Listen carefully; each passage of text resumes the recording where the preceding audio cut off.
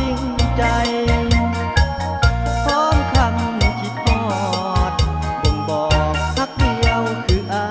ยถึงสัววันตายบ่มีวันลงลืมลา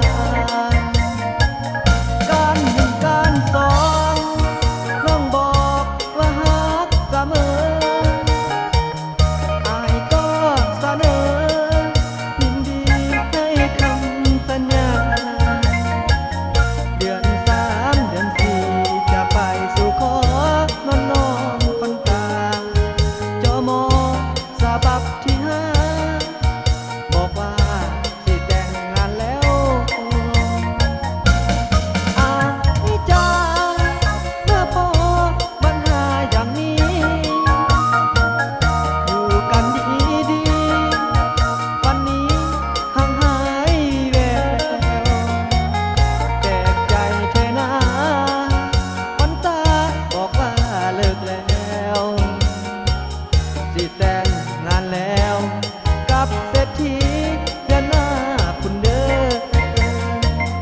จับเอาจดหมายฉบับสุดท้ายของน้องน้ำตาอายไหลนองอ่านจดหมายน้องอายโศกสังทั้งสั่นทั้งเส็จหัวใจเต้นสับสนปนเปื้อนจดหมายที่นางเสนออายยืนเสือเหมือนตายทั้งเป็น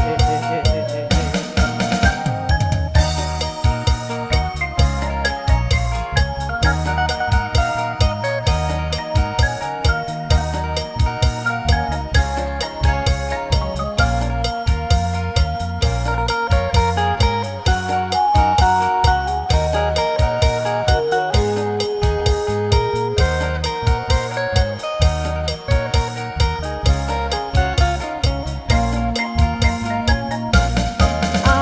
ยจ้าเมื่อพบปัญหาอย่างนี้อยู่กันดีๆวันนี้ห่างหายแววแปลกใจเธอนะวันตาบอกว่าเลิกแล้ว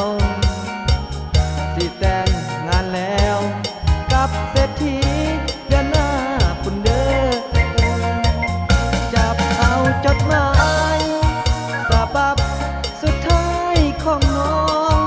น้ำตาอายไหลนองอ่านจดหมายน้องอายโศกสังทั้งสั่นทั้งเส้นหัวใจเต้นสับสนปนเปื้อน